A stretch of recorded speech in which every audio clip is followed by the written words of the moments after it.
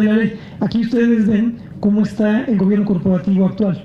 Hoy nada más se cuenta con dos tipos de comités, uno de riesgos y uno de inversiones, que son muy buenos, pero no son suficientes. Entonces, es parte de la propuesta. Me voy a brincar las siguientes láminas. Lo que dicen es básicamente lo que acabo de explicar. Adelante, por favor.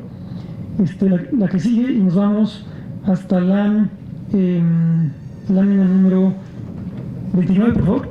Nada más para comentar aquí dos cosas. Se movió ahí el recuadro, lo arreglaremos para dejárselos aquí. Bien, obviamente estos comités, los que ya existen, el de riesgos y el de inversiones, más los dos nuevos comités que están proponiendo, requieren de gente especializada, requieren de gente que tenga condiciones, digamos, de independencia, que tenga condiciones de experiencia y que obviamente tenga el tiempo para hacer estas cosas. Entonces, hay una serie de filtros y de requisitos que se establecen en la ley, así como una evaluación para que aquellos que realmente están desempeñando su papel correctamente puedan ser elegidos por un nuevo periodo. Ahora se hacen periodos en donde, digamos, se les va a estar evaluando y se generan los incentivos a que estas personas que son fundamentales en las decisiones de inversión y de administración de los recursos estén realmente también alineados con el interés del trabajador. Adelante, por favor. Este tema del incentivo al ahorro voluntario, me voy a ir muy rápido, es muy importante. Es digamos, conceptualmente, acuérdense ustedes, en términos pensionarios hay varios pilares. Existe el pilar solidario, no contributivo, ¿no? La pensión universal. Existe el pilar del SAR, ¿no? Que es el contributivo obligatorio, que se complementan. Existe también, que es el de ahorro voluntario directamente de la gente individual. Y luego existe otro tipo de ahorro voluntario que es más del empleado, que el empleador ofrece, ¿no? Ahora, sobre esta parte, este pilar del ahorro voluntario, en donde el trabajador va, digamos, a la Afore y dice: yo quiero hacer un depósito, y hay ciertos incentivos, lo que se está planteando aquí es que haya un incentivo fiscal que ayude un poquito a los trabajadores a hacer este ahorro voluntario. Antaño, y de hecho hasta ahorita, lo que se hace es que a los trabajadores que hacen el ahorro voluntario se les permite hacer una deducción fiscal. Sin embargo, cuando uno habla de deducciones fiscales, uno debe tener en mente que la deducción fiscal implica un nivel de ingreso arriba de un cierto umbral. La mayor parte de la gente que está en el SAR no alcanza a ese umbral, entonces ese beneficio fiscal no les aplica. Entonces, la mejor forma de generar el mismo tipo de resultado en términos de la ayuda es básicamente poner una parte, que el gobierno ponga una parte directamente, no a través de deducciones fiscales, ¿no? Eso es básicamente lo que está diciendo este tema del ahorro voluntario.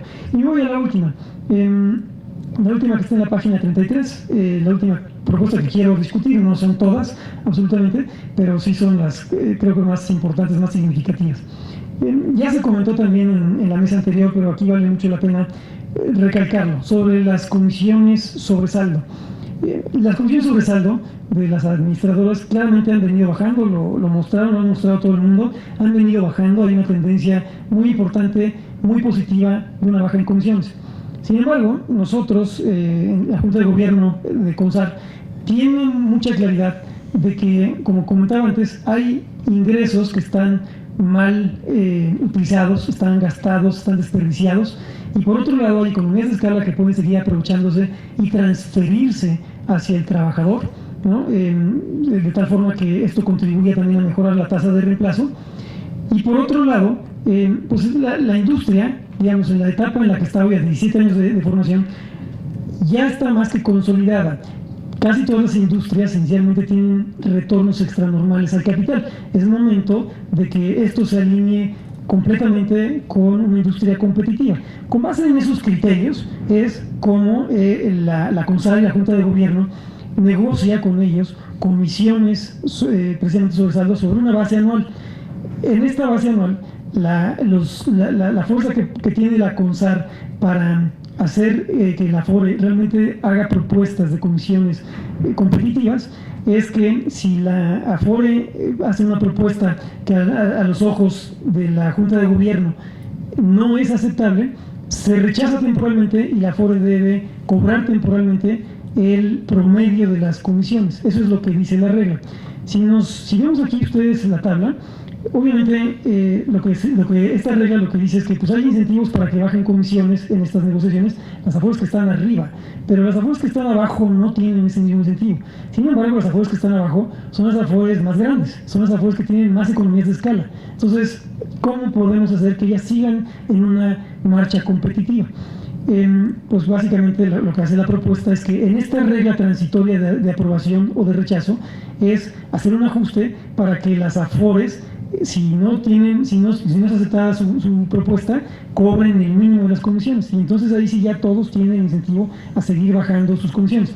Y por último, esto es nada más para dejarlo muy claro. Cuando me refiero a que la Junta de Gobierno debe evaluar esas comisiones, no es un tema de criterios subjetivos. Hay muchos criterios técnicos que la Junta de Gobierno ha ido revisando, aprobando, y varios de ellos inclusive los ha publicado, sobre funciones de costos, sobre gastos, sobre estudios de economías de escala, básicamente. Entonces no es un tema de que la Junta de Gobierno, trate inequitativamente a las propuestas, sino que considerando las características de las administradoras, se tiene una referencia de por dónde deberían estar las comisiones, precisamente si se tratara de un esquema competitivo, ¿no? Entonces, aquí termino.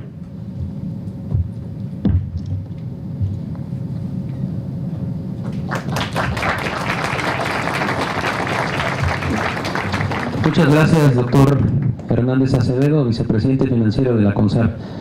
Bueno, ahora pasamos con la participación del doctor Bernardo Altamirano. El doctor Bernardo Altamirano es licenciado en Derecho en Estudios en Economía por el ITAM, México, maestro en Derecho Público por la Universidad de París y maestro en Políticas Públicas y Administración Pública por la London School of Economics. También es profesor del Departamento de Derecho del ITAM, especializado en regulación, competencia y protección a los consumidores, y coordina el posgrado de regulación en el mismo instituto. En 2013 lanzó la organización cívica Central Consumidor y Ciudadano. Asimismo fue invitado al grupo de expertos en competencia y consumidores de la Conferencia de las Naciones Unidas sobre Comercio y Desarrollo, por sus siglas en inglés, IMTAC. Desde marzo pasado, el licenciado Bernardo es el director general del Better Business Bureau para México, la cual es una organización sin fines de lucro que por más de 100 años es líder en 112 ciudades de Estados Unidos y Canadá en la promoción de mejores prácticas comerciales, estándares y programas de autorregulación. Le damos la bienvenida, doctor Bernardo Altamirano.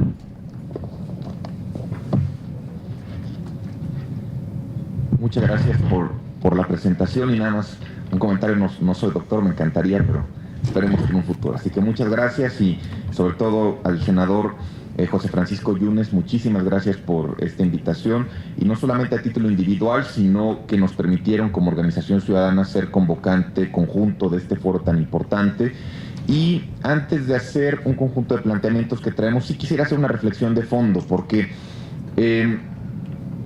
hemos escuchado a lo largo de estas intervenciones un perfil muy técnico, muy sólido, sistémico e integral de lo que implica una visión de estas reformas que se están proponiendo y que se están discutiendo en el Senado.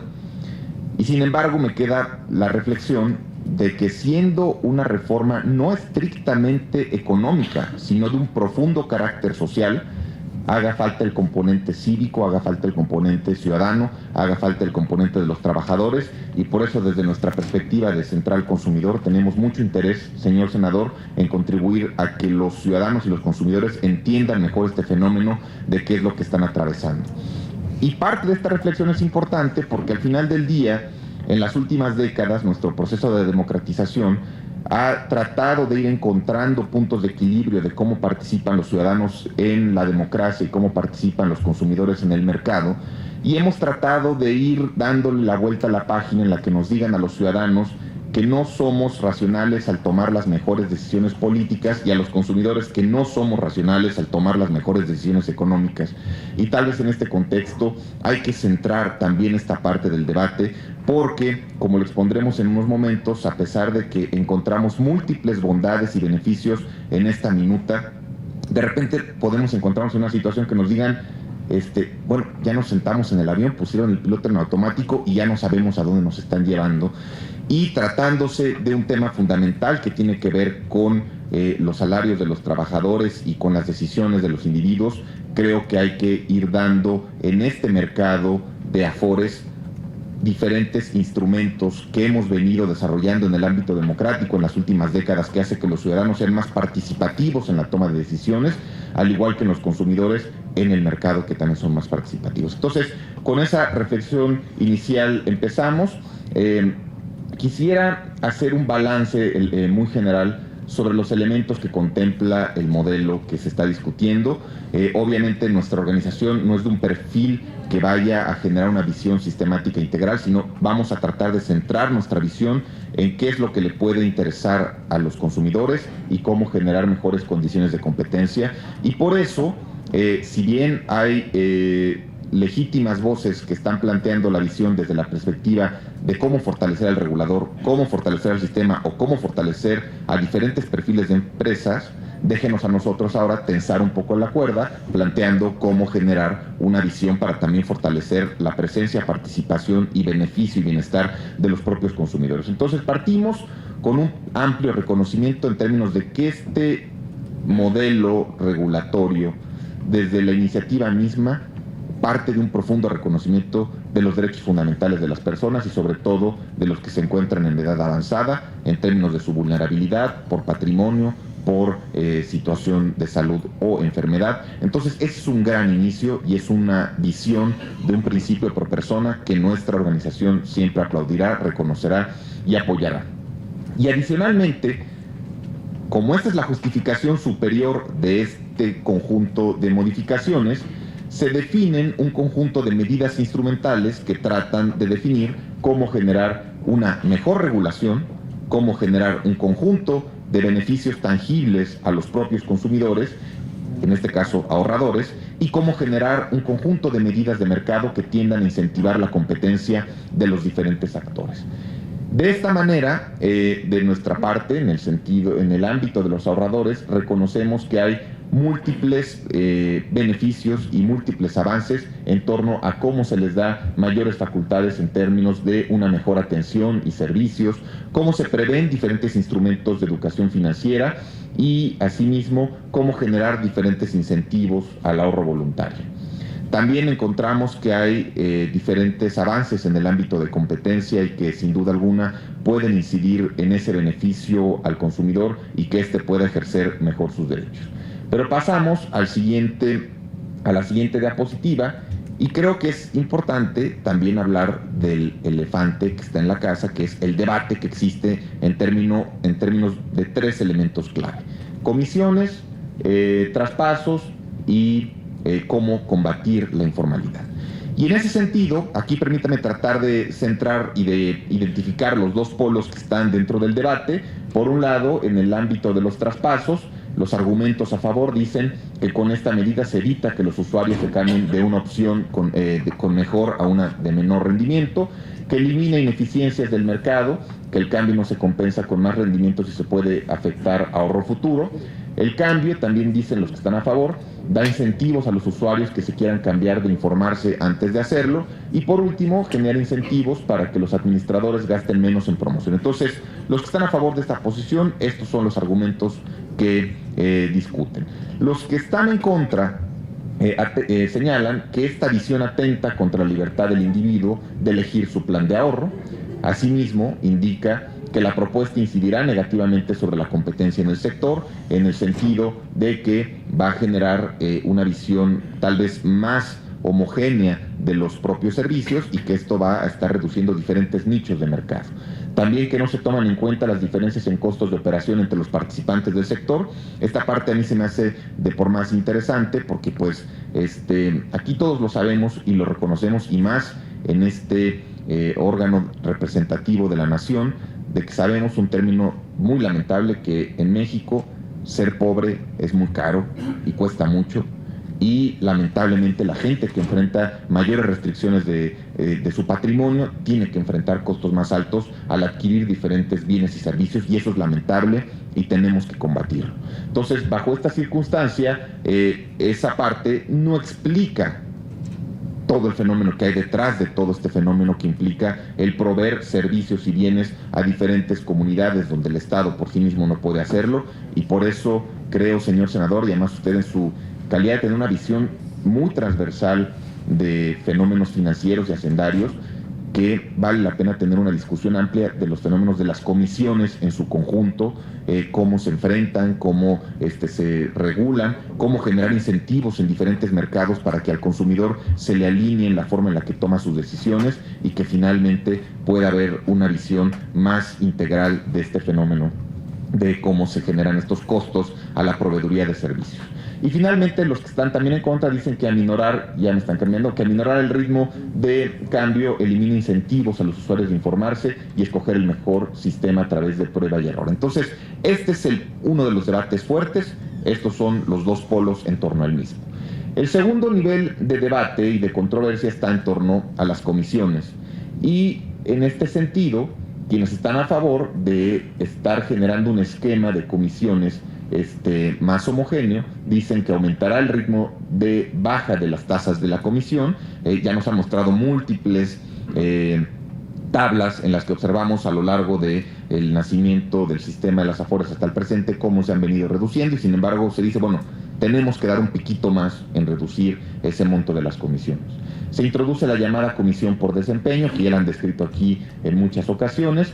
Los usuarios pagan menos comisiones y se converge a estándares internacionales del 1%. Esas son las voces a favor.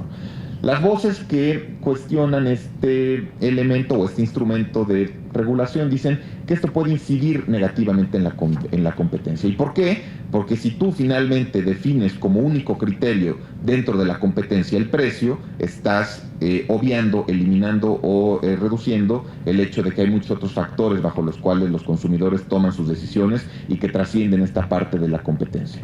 Segundo, no se contemplan mecanismos de transparencia explícita para analizar los argumentos de rechazo de tasas por parte del regulador, y esto quiere decir en pocas palabras que si se hace una visión integral de desempeño que sea la parte de los costos más otros factores como puede ser servicios adicionales, bueno, pues ¿qué pasa si de repente el regulador de manera discrecional no acepta esa visión de servicios? Esa es la parte que genera cierta incertidumbre en este ámbito.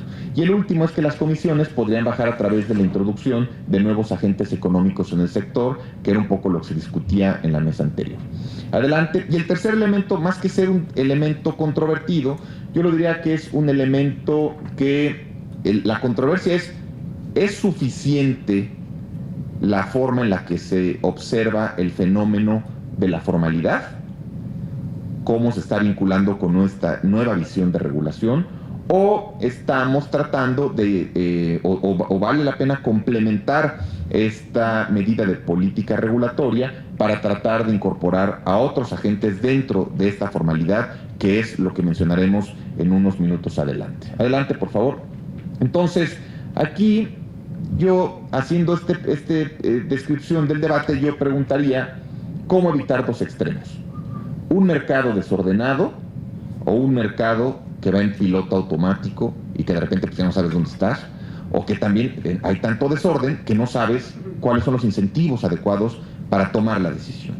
Esa es parte de un debate fundamental, porque es una parte de un debate de principio, de una visión filosófica regulatoria, y que debe de tender a generar aquellos instrumentos que permita que empresas y consumidores tomen las mejores decisiones y que se orienten a una racionalidad de que sea más barato el sistema y que haya mayor competencia. Y la segunda es insistiendo en que nuestra organización hace un pleno y amplísimo reconocimiento a que esta minuta es una minuta que pone sobre la sombrilla para desarrollar toda la justificación y motivación, los derechos fundamentales de los trabajadores y de los usuarios de los servicios de las Afores. El tema es cómo hacemos que esta visión pro persona también complemente y que se oriente a una visión de profunda competencia económica y de competitividad, que ambos, derechos fundamentales y competencia económica, son dos valores supremos en nuestra Constitución, y en este último ámbito es de lo más reciente en términos de las recientes reformas del artículo 25 y del mismo 28 constitucional. Adelante.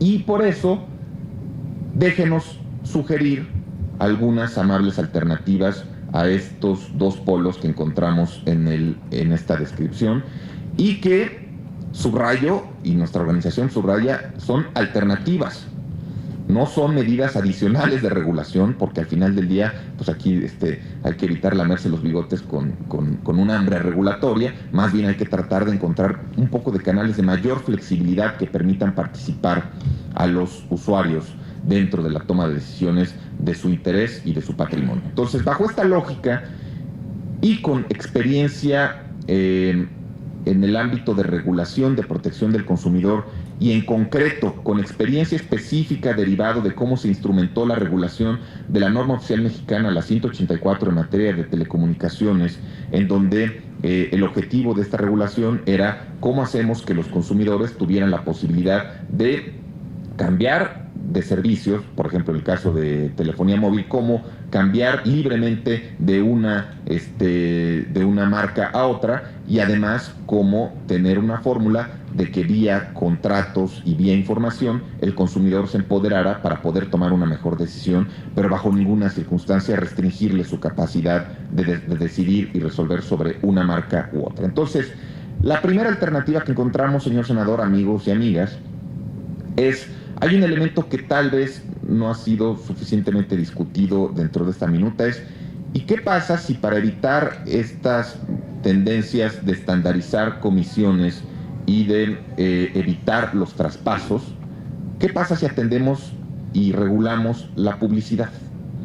¿Qué pasa si encontramos esos pequeños, como dirían los grandes juristas regulatorios, los notches, los puntitos de empuje para que el consumidor tome las mejores decisiones? Entonces, en esta medida de regulación de publicidad, nosotros lo que estaríamos sugiriendo es que se priorice a través del regulador la información objetiva que haya en el mercado de las Afore sobre la publicidad comparada que puedan ofrecer una empresa sobre otra respecto de atraer o no a un usuario para que traspase a su propia Afore. Y en este sentido, que dentro de esta publicidad se incorpore de manera obligatoria información prospectiva del mercado que de una manera ordenada, fácil y elemental le aporte al consumidor información para una mejor toma de decisiones. Y que las empresas, claro, tengan la posibilidad de hacer publicidad libre sobre otros temas que le interesa hacer énfasis, de cuál es la cobertura que ofrece esa empresa, cuáles son los horarios de servicio y muchos otros aspectos que efectivamente al consumidor le puedan ayudar a complementar su visión sobre los dos temas de debate, traspasos y comisiones. Entonces, esa es una alternativa que estamos planteando.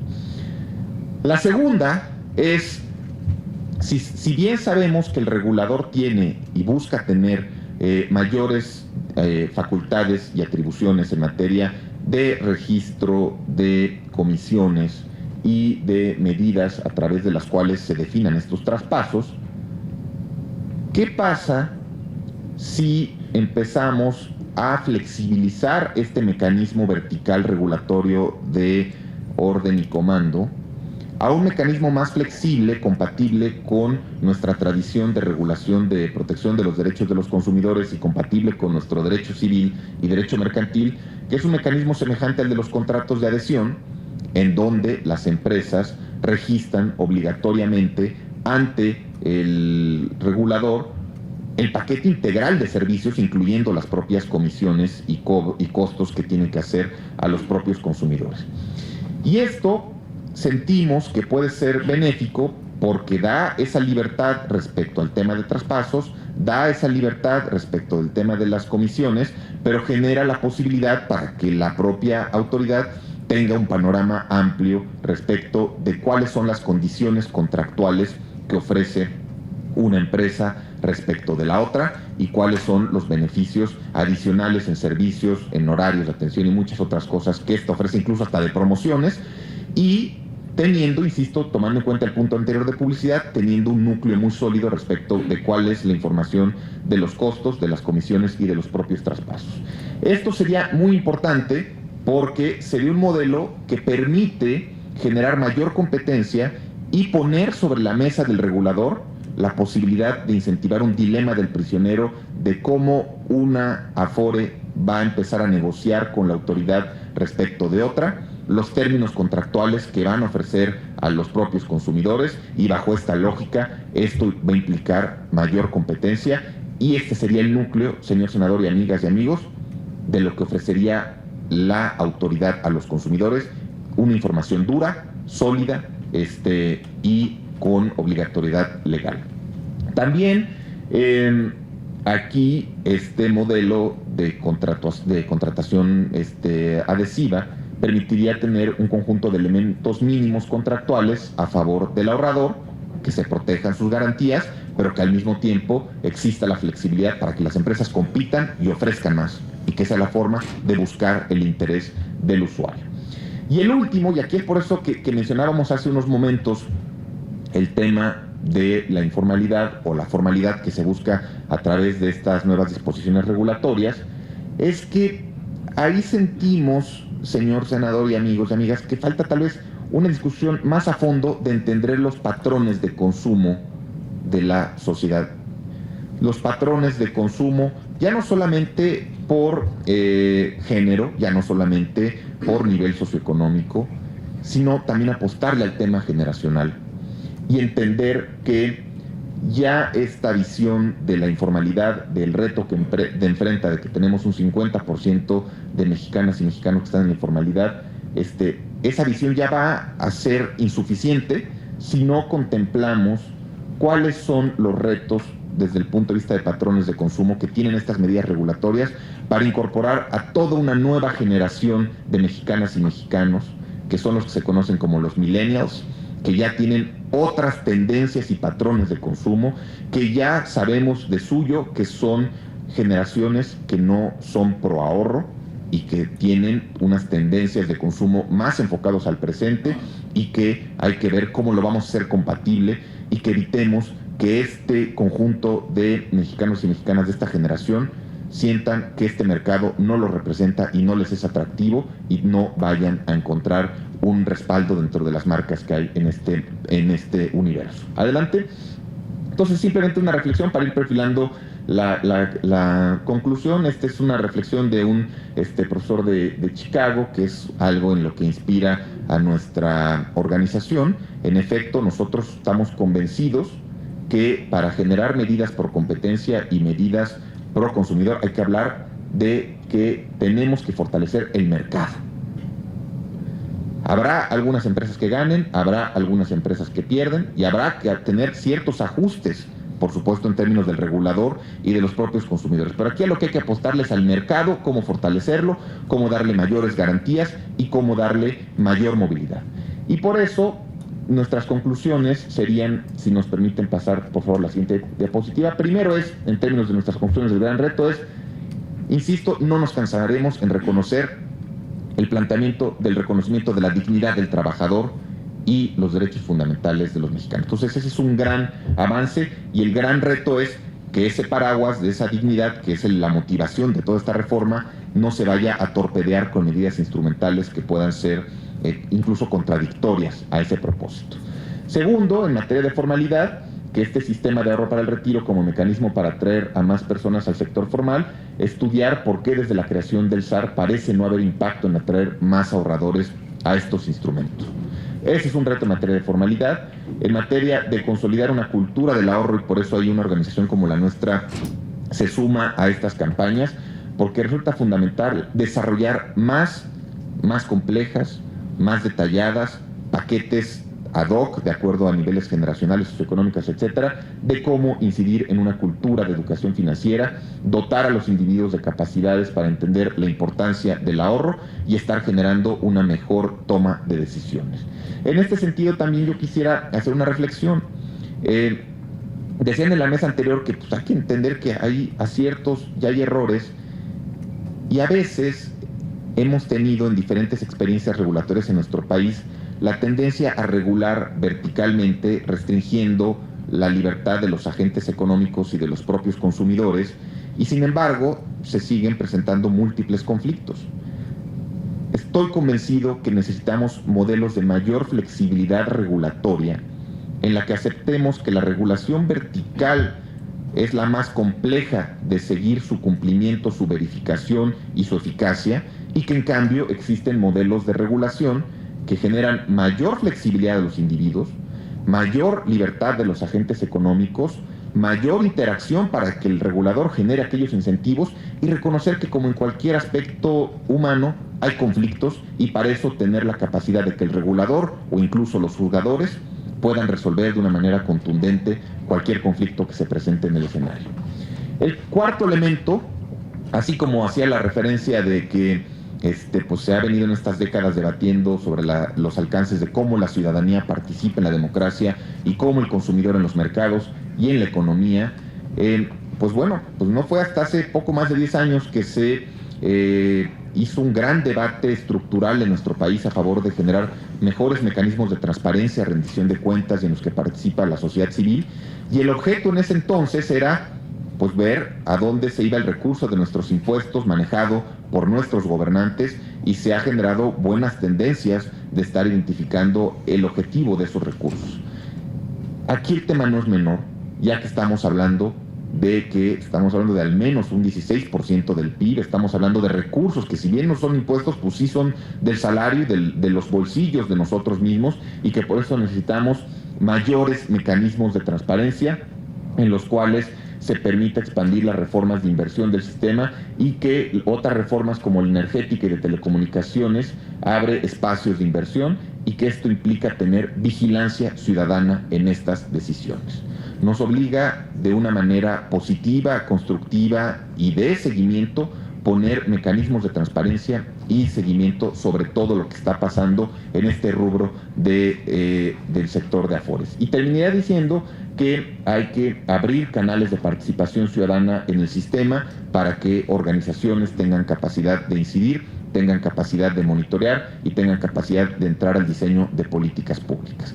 De esta manera, concluiríamos con una última reflexión, que desde la creación del sistema se ha venido generando una regulación muy centralizada, una regulación que ha tratado de dotar al regulador de los instrumentos adecuados para su toma de decisiones, y ha sido correcto porque al final del día ha sido un mercado artificial, creado obligatoriamente por el propio Estado mexicano.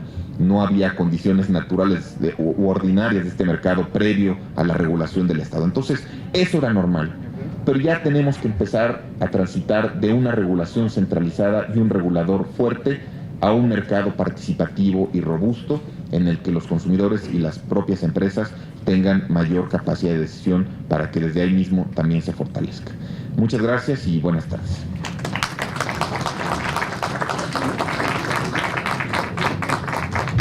Muchas gracias. Nuestro siguiente participante, ponente, es el licenciado Antonio de la Cuesta. Es licenciado en Relaciones Internacionales por el Colegio de México. Cuenta con un diplomado en Estudios México-Estados Unidos por la Universidad de California en San Diego, y actualmente es el director de análisis político del Centro de Investigación para el Desarrollo AC, CIDAC. Licenciado Antonio de la Cuesta ha sido asesor político en el Senado de la República, especialista en temas de entorno político, historia de México y Estados Unidos, migración, seguridad nacional e internacional. Se desempeñó como investigador del área de estudios políticos de la Fundación Rafael Preciado Hernández y como investigador asistente en el Centro de Investigación y Docencia Económica, CIDE. Le damos la bienvenida, licenciado Antonio de la Cuesta.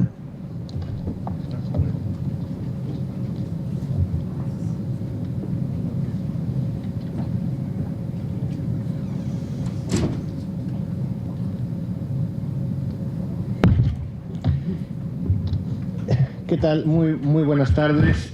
A nombre del doctor Luis Rubio, presidente de CIDAC, y del mío propio, señor senador Yunes Zorrilla, le agradezco la invitación a nombre también de la institución del Centro de Investigación para el Desarrollo AC CIDAC. Y bueno, independientemente de que tengamos la presentación en unos segundos, yo les quisiera comentar a todos, también por supuesto agradeciéndole su presencia, que nunca un tema tan árido es o tiene o reviste una relevancia tan grande como de los fondos para el retiro. Ya lo mencionaba un poco Bernardo Altamirano, que las generaciones presentes poco se van a preocupar